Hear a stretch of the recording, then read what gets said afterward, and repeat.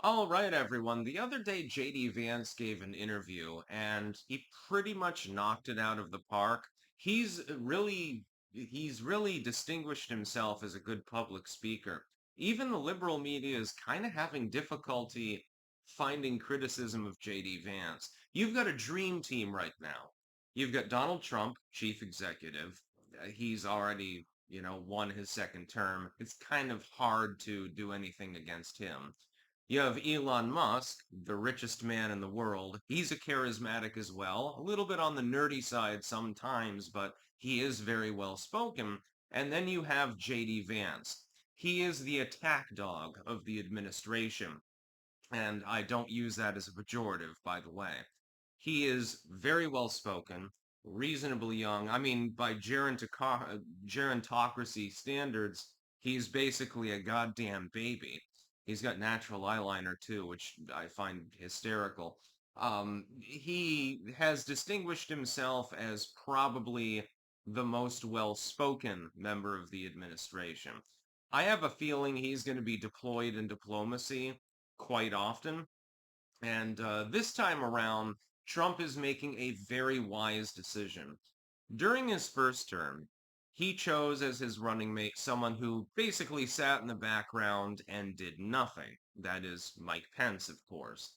And he shafted him, of course, not without good reason. This time around, he said, okay, I'm going to handle most of the paperwork in the background, and I'm going to put my vice president in the fore and utilize him to talk to the media and things like that. JD Vance has already, in the span of a few short weeks, been more visible than Mike Pence was in 4 years. This is a wise decision. Donald Trump has many skills. He is a charismatic. He likes to be at the forefront, etc., etc. But you need somebody to be backup. You need somebody else to be able to handle the legacy media and some of the interviews and shit like that. And I think Trump learned a lot from his first term. Like, number one, make better hiring decisions. Number two, have a running mate that's actually capable of talking to people instead of literally sitting in an office all day, among other things. And so it sort of works. JD Vance has really grown on me. At first, I was like, okay, he's on the B team. It's not a bad decision to have him as running mate. It's not like there's anything terribly wrong with him, but I wasn't so sure about his capabilities. He has, again, in a few weeks, uh, that he's really proven himself, basically. And I think that it'll continue to do so. I think what'll happen with JD Vance is that he's going to be almost the mouthpiece of the entire administration. Trump appears to be more interested in doing the paperwork and the legalese, stuff like that. And then occasionally he holds a rally and stuff like that. JD Vance, meanwhile, will be the one going on the interviews. Also, I think that Trump is done with going on interviews in general for the most part. Occasionally, like he did the other day with Elon Musk. Other than that, though, I think that he's more dedicated to simply doing his job, and JD Vance will be the face of the administration. Now, it's funny. A few days ago, Donald Trump was literally asked about JD Vance. Well, is he your heir apparent, basically? And he said, no, not necessarily. And that was hysterical because Donald Trump can't come out and mint JD Vance. I think that he's trying to shield him from any fallout from anything the administration does. Now, part of this is economic in nature, in my opinion. The economy right now is not doing so well. And the same liberals that ignored that fact for 4 years all of a sudden are blaming Donald Trump for what Biden did. And Biden has literally disappeared at this point, and everyone's happy about that, and including the liberals, I believe. Um, I think part of it is to shield him from any fallout from that, because he knows it's going to take a gargantuan effort to put the genie back in the bottle, to heal the wounds of the nation, so to speak. And he does want JD Vance to be the next president of the United States. If the administration fails at putting the genie back in the bottle, he doesn't want that fallout. So Vance simply attacks the news media and argues with them, and they're very combative most of the time. There's a reason for this. And so he's kind of sort of shielded from that. I think that Vance, Tulsi Gabbard, and arguably Lee Zeldin are basically the A-class lineup at this point. There are others, of course, and Vance might not seek that seat.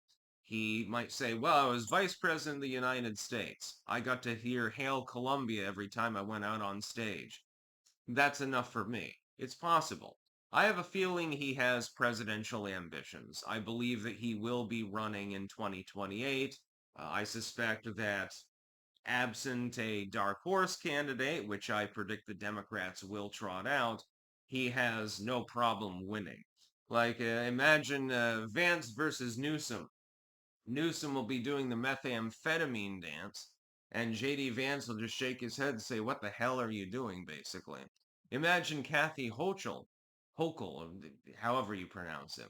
Imagine Whitmer. It's not even going to be close. It'll probably be a greater electoral count for the Republican Party than in the last election, where, of course, Kamala Harris was soundly defeated. Again, there's a reason for this. The Democrats have not learned their lesson. JD Vance is intelligent. He is well spoken. You don't have to agree with every aspect of his ideology, but you do have to respect the man for his capabilities, politically speaking. I think he would run rings around them. Honestly, I think he would probably do better than Donald Trump did in the last election, honestly. He is a rising star within the Republican Party. If I was JD Vance, I would already be booking Tulsi Gabbard to be my running mate because she's also exceptionally well spoken. And just think, let's say the Democrats get a dark horse candidate in there. So it's somebody you haven't probably heard of unless you're from whatever state they're from. It's some, lesser governor or a minor senator or something like that. Who are they going to choose as a running mate? That's going to matter a great deal. Whether Vance runs or not, by the way. The GOP has a fairly star-studded lineup. The Democrats don't really have jack shit at the moment. Newsom is probably at the top of the billing. Gavin goddamn fucking Laundry Newsom is probably their top contender at the moment. And possibly Kamala Harris, which would be, again, hilarious. It'd be funny if she runs and she loses a second time. JD Vance would goddamn splatter her. It wouldn't even be close. Again, he would probably outperform Donald Trump. A couple more states would probably swing in the red direction. It's just the way that it is because the Democratic Party is so decrepit right now, is so stupid right now. They can't get their shit together. They haven't learned from the last election. They constantly blame, oh, the minorities. Oh my God, they didn't vote for us. It's the black people's fault. It's the Latinos' fault. The Latin X's, as they would put it, and stuff like that. Meanwhile, Vance is just rolling his eyes and saying, yeah, this is going to be a fucking cakewalk, basically. That's about all. Peace out.